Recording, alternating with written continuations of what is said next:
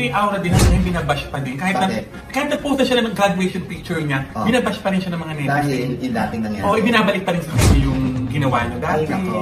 Oo, tapos, nakalagay kasi doon sa she graduate, parang he, ganyan. Tapos, congratulations, Brownie. Parang hindi na sila naka-move on sa ginawa ni Aura. Dahil kung graduate na nga si Aura, mukhang merong gustong i-correct itong si Sir Jack Argota. Dahil nga si Aura ay graduate na nga ng senior high school, ay bukod sa mga pagbati, si Sir Jack Argota ng Sir Jack Gaming ay inilinaw niya. Anong her? Congrats bro! Ibig sabihin, hindi raw her si Aura kundi him. Kaya bro ang tawag ni Sir Jack Gaming. At hindi naman to pinalampas ng kampo ni Aura. Gamit ng kanyang Facebook page. Ang sabi, sa pagiging mabait na nga lang babawi, hindi pa nagawa. Yun ang sagot kay Sir Jack Argota.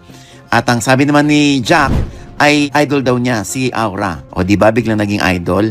Pagkatapos ngang umani rin ng mga batikos at ng bash itong si Sir Jack mula sa mga ka-pride.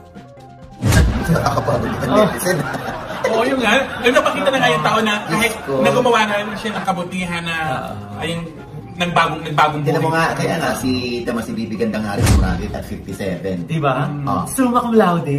Diba? Congratulations. Yung iba may sinasabi rin nga yan, bakit ngayon mo lang na-achieve yan, dapat doon pa, kung kailan ka tumanda, ganyan-ganyan. Ganyan yung sinabi mo dahil nga sa digital world ngayon, dahil real time, lahat meron ng opinion at pwede nilang i-post right away. Yes, basta ingat-ingat lang tayo.